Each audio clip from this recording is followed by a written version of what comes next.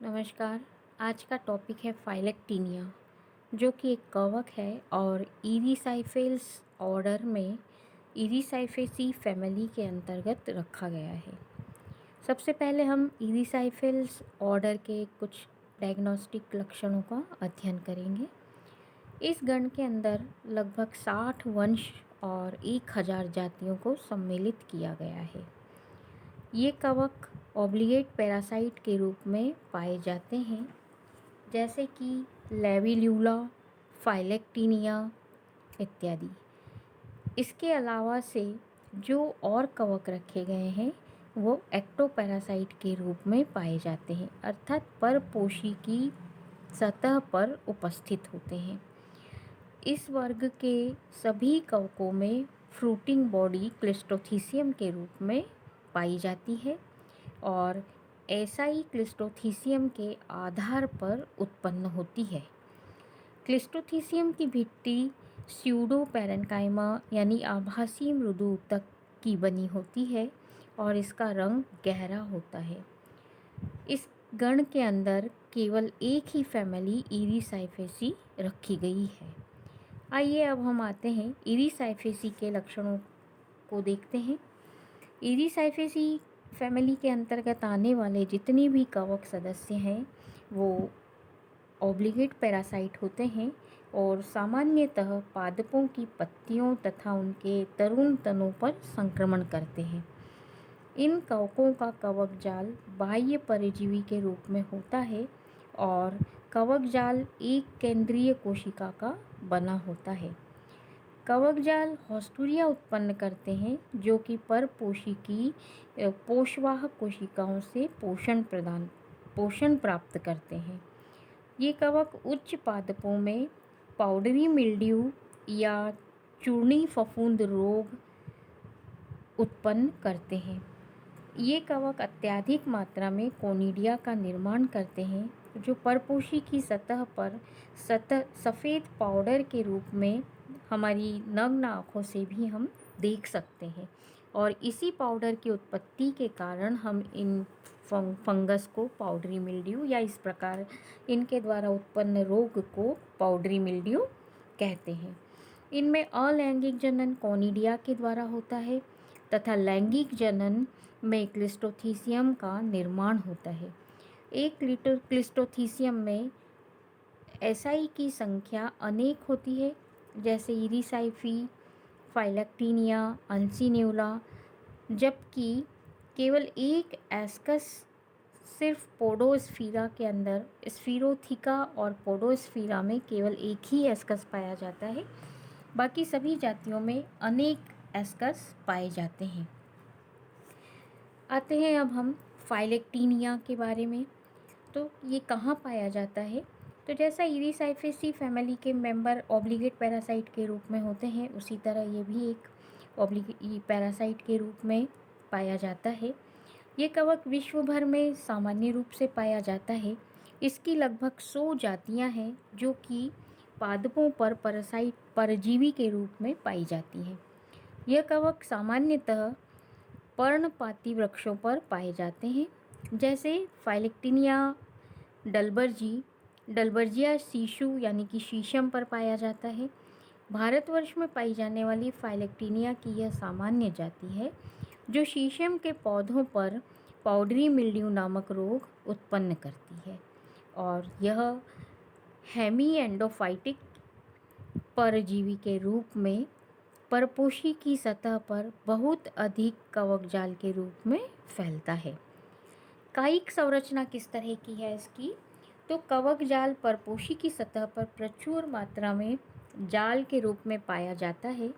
यह कवक शीशम की पत्तियों की दोनों सतह पर पाए जाते हैं और इसके कवक तंतु सेप्टेट होते हैं, मतलब पटयुक्त होते हैं और कोशिकाएं एक केंद्र की होती हैं। अर्थात सेल कैसी हो गई? सेप्टेट हो गई, माइसिलियम सेप्टेट हो गया और कोशिकाएं यूनिन्यूक्लिएट होती हैं और इनके अंदर सर्वप्रथम हाउस्टूरिया नहीं बनते हैं, चूषकांग नहीं बनते हैं, लेकिन 5 से 7 कोशिका युक्त सीमित वृद्धि वाली कोशिकाओं के कोशिकाएं बनती हैं और ये इंटरसेलुलर स्पेस से प्रवेश करके वृद्धि करते हैं। तो ये हाइफी जो लिमिटेड ग्रोथ वाले होते हैं, ये पत्ती के रंध्रों में जो मेसोफिल पाया जाता है वहाँ तक प्रवेश करते हैं और मेसोफिल के अंतरकोशिकीय अवकाश में प्रवेश करके वृद्धि करते हैं। और इन सीमित वृद्धि वाले कवक तंतुओं में हॉस्टोरिया नहीं बनेंगे और इनसे फिर और जो हाइफी जो बनेंगे जो दूसरी कोशिकाओं में प्रवेश करते हैं वहाँ पर हॉस्टोरिया का निर्माण होता है। इसलिए इन कवकों को हम हेमी एंडोफाइटिक कहते हैं। अब आते हैं माइसीलियम की संरचना के बाद जनन प्रक्रिया किस तरह से होती है। तो अभी तक हम देख रहे थे कि कवक के अंदर सामान्य रूप से जनन प्रक्रिया 3 तरह से होती है, वर्धी जनन, अलैंगिक जनन और लैंगिक जनन। लेकिन फाइलेक्टिनिया में वर्धी जनन अनुपस्थित होता है। यहाँ पर केवल अलैंगिक जनन और लैंगिक जनन विधियों के द्वारा ही जनन होता है। सर्वप्रथम हम देखते हैं अलैंगिक जनन किस तरह से होता है। फाइलेक्टिनिया में अलैंगिक जनन कोनिडिया के द्वारा होता है। कोनिडिया ऊर्ध्व कोनिडियोफोर पर बनते हैं और ये कोनिडियोफोर कवक जाल की सुपरफिशियल सेल से बनते हैं।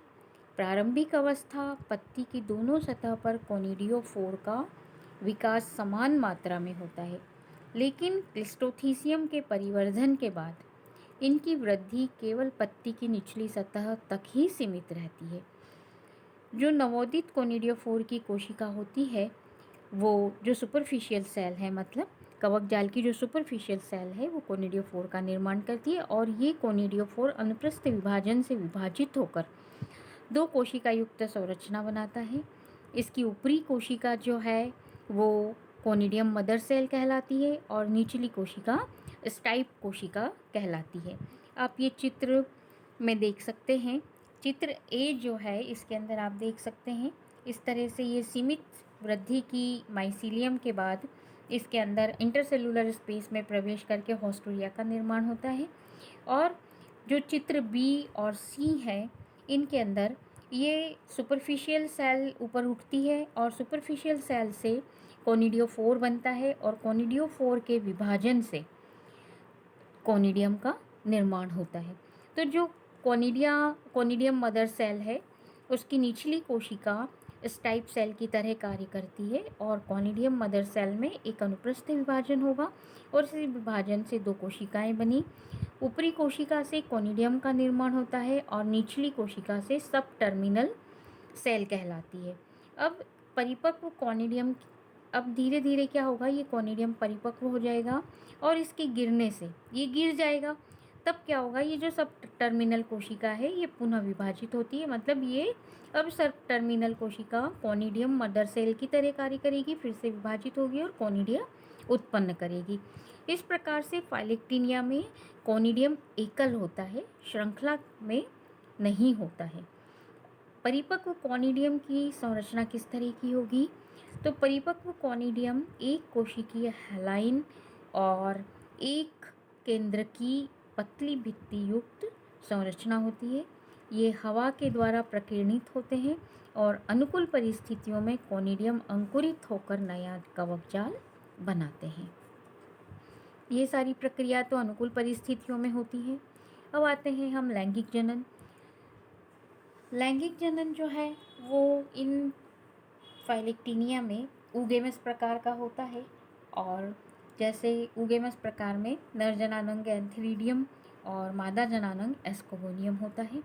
ये प्राक कवक तंतुओं पर उत्पन्न होते हैं और जो ऊगेमस टाइप का इसके अंदर रिप्रोडक्शन होता है, सेक्सुअल रिप्रोडक्शन, तो इसके अंदर जो एंथीरिडियम और एस्कोगोनियम बनते हैं दोनों एक दूसरे के पास पास विकसित होते हैं और एक दूसरे के पास पास चाहे वो होमोथैलिक हो या हेटेरोथैलिक हो। अब पूंधानी क्या होगी, लंबी और दीर्घ व लंबवत संरचना होगी, जबकि एस्कोगोनियम मोटी और गोलाकार संरचना होती है। पूंधानी तथा एस्कोगोनियम दोनों एक दूसरे को स्पर्श करते हुए साथ साथ वृद्धि करते हैं और जैसे ही इनकी वृद्धि ये पूर्ण रूप से परिपक्व हो जाते हैं तो परिपक्व होने पर जब ये एक दूसरे से इनकी भित्तियाँ जहाँ पर एक दूसरे के संपर्क में आती है वहाँ की भित्ति गल जाती है और इसके द्वारा पूंधानी का केंद्रक एस्कोगोनियम के केंद्रक से संलयित होकर द्विगुणित केंद्रक बनाते हैं।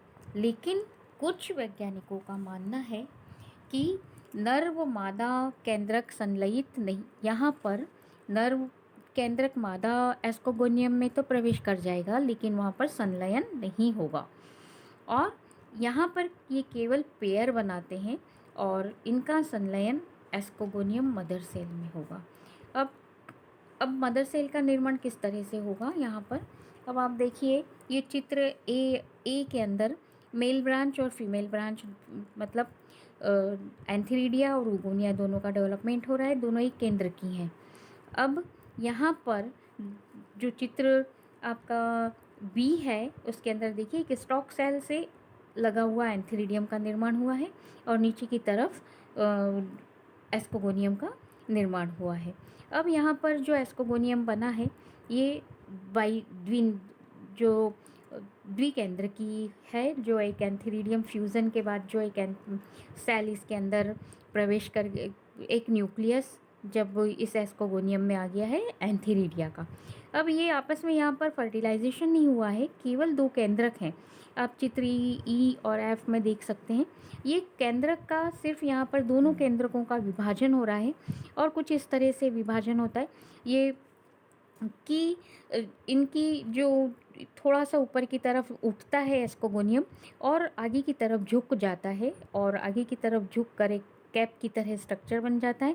वहाँ पर केंद्र का विभाजन होता है तो सिरे की तरफ एक केंद्रक चला जाता है और नीचे की तरफ झुके हुए भाग में एक केंद्रक चला जाता है और वहाँ पर एक सेप्टा का निर्माण हो जाता है। जो ऊपर वाला जो कैप वाला हिस्सा है वहाँ पर उसको हम कहेंगे पेनल्टीमेट सेल, उपांतिम कोशिका। इस कोशिका के अंदर दो केंद्रक आ जाते हैं जो कि एस्कोगोनियम मदर सेल का कार्य करता है और ये डाइकेरियन की स्थिति आती है और यहाँ पर केंद्रक का संलयन होता है और द्विगुणित केंद्रक बन जाता है। इस केंद्रक में पहला विभाजन अर्धसूत्री विभाजन होगा जिससे कि और उसके बाद फिर समसूत्री विभाजन होगा जिसके फलस्वरूप 8 केंद्र की एस्कस का निर्माण होता है। एस्कस के केंद्रक कायांतरित होकर एस्को बीजाणु बनाते हैं। अब इसके साथ साथ क्या होता है, फ्रूटिंग बॉडी का भी निर्माण होता है और एस्कस जो है वो फ्रूटिंग बॉडी के अंदर ही बनते हैं। तो जब एस्कस का परिवर्धन होता है तो उसके साथ ही साथ जो आसपास के कायिक कवक तंतु होते हैं वृद्धि करके इसको चारों तरफ से एस्कस को चारों तरफ से घेर लेते हैं और आपस में गूंथ कर 2 से 3 मोटी कोशिकीय स्तर बना देते हैं और जो कि फ्रूटिंग बॉडी की पेरिडियम कहलाती है, फलन भित्ति कहलाती है या पेरिडियम कहलाती है। अब इन कवक तंतुओं के मिलने से एक गोलाकार आकृति का निर्माण हो जाता है जिसको हम कहते हैं क्लिस्टोथीसियम और इस क्लिस्टोथीसियम में कई सारे एसआई बनते हैं और ये एसआई इस क्लिस्टोथीसियम में सुरक्षित रहते हैं। परिपक्व क्लिस्टोथीसियम में एसआई सुरक्षित रहते हैं और इस परिपक्व क्लिस्टोथीसियम का रंग सफ़ेद या भूरा होता है और ये माइसीलियल वेब में जगह जगह बिखरी हुई रहती हैं और छोटे छोटे गोल बिंदुओं के रूप में हम नग्न आँखों से देख सकते हैं।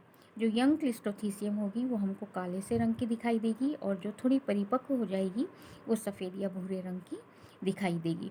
क्लिस्टोथीसियम की पूरी सतह पर तंतुओं के समान बहुत से अशाखित सेटिफॉर्म्स एपेंडेजेस परिवर्धित होते हैं। ये सेटिफॉर्म एपेंडेजेस जो होंगे ये क्लिस्टोथीसियम की सतह से लगे हुए बाहरी सतह से लगे हुए होते हैं। इनका नीचे का जो बेस होता है जो क्लिस्टोथीसियम की तरफ से लगा हुआ है वो बल्बस होता है। चित्र में आप देख सकते हैं, चित्र ए में आप देख सकते हैं कि क्लिस्टोथीसियम के चारों तरफ ये सेटिफॉर्म एपेंडेजेस होते हैं जिनका कि बेस जो क्लिस्टोथीसियम से लगा हुआ है वो वाला साइड बल्बस फुली हुई होती है और फिर तीखे से एपेंडेजेस निकले हुए होते हैं। तो ये क्लिस्टोथीसियम को चारों तरफ से ऐसे घेरे हुए होते हैं। इन सेटिफॉर्म अपेंडेजेस के अलावा से क्लिस्ट्रोथीसियम की सतह पे कवक तंतुओं से, शाखित कवक तंतुओं से बना हुआ पेनिसिलेट क्राउन भी पाया जाता है, जो कि हाइग्रोस्कोपिक नेचर का होता है। ये पेनिसिलेट क्राउन आप इस चित्र में देख सकते हैं। जो चित्र सी है, इसके अंदर हमको ये पेनिसिलेट क्राउन दिखाई देता है। तो जो माइसीलियम, जो वर्धी का माइसीलियम जो जहाँ पत्ती की सतह पर फैले हुए हैं, वो इस तरह से उठकर और इस क्लिस्ट्रोथीसियम के चारों तरफ ऐसे पेनिसिलेट क्राउन का निर्माण करते हैं। ये क्राउन जो है, ये क्राउन जो ये हाइग्रोस्कोपिक नेचर के होते हैं और क्लिस्ट्रोथीसियम को परपोषी की सतह पर चिपकने में मदद करते हैं। क्लिस्ट्रोथीसियम की भित्ति अनियमित रूप से, अब जैसे जैसे प्रतिकूल परिस्थितियों में जैसे पेड़ से पत्तियां गिर जाती हैं, तब तक ये परिपक्व होते रहते हैं और जब वापस से पत्तियों पर ये रहते हैं और पड़े रहते हैं इसी तरह से, और जैसे ही अनुकूल परिस्थितियाँ आती हैं तब इनके क्लिस्ट्रोथीसियम की भित्ति अनियमित रूप से फट जाती है। मतलब मॉइस्चर को एब्जॉर्ब करके अनियमित रूप से ये भित्ति फट जाती है और एस्कस बाहर निकलते हैं। इनके अंदर जो समसूत्री अर्धसूत्री विभाजन और एक समसूत्री विभाजन के द्वारा जो 8 केंद्र की एस्कस बनता है, उनके अंदर सारे एस्कस एक्टिव नहीं होते हैं। सिर्फ दो एस्कोस्पोर ही सारे केंद्रक एक्टिव नहीं होंगे, सिर्फ 2 ही एक्टिव होंगे और 2 एस्कोस्पोर का निर्माण करेंगे। बाकी सारे डिजेनरेट हो जाते हैं या इनके पोषण में काम में आ जाते हैं। अर्थात एक एस्कस के अंदर सिर्फ 2 एस्कोबीजाणु का ही निर्माण होगा। तो ये जब क्लिस्ट्रोथीसियम की भित्ति अनियमित रूप से फटती है, तब ये एस्कस बाहर निकल जाते हैं और एस्कोबीजाणु गोल, दीर्घवृत्ताकार और हलाइन एक केंद्र की ओर चिकने होते हैं और अनुकूल परिस्थितियों में ये एस्कोबीजाणु अंकुरित होकर और नए कवक जाल का निर्माण करते हैं। अंकुरित होंगे, जर्म ट्यूब बाहर निकलेगी और इस जर्म ट्यूब के जरिए ये आगे माइसीलियम फैलता रहेगा और इस तरह से ये नए पादप को फिर संक्रमित करने की क्षमता रखते हैं। धन्यवाद।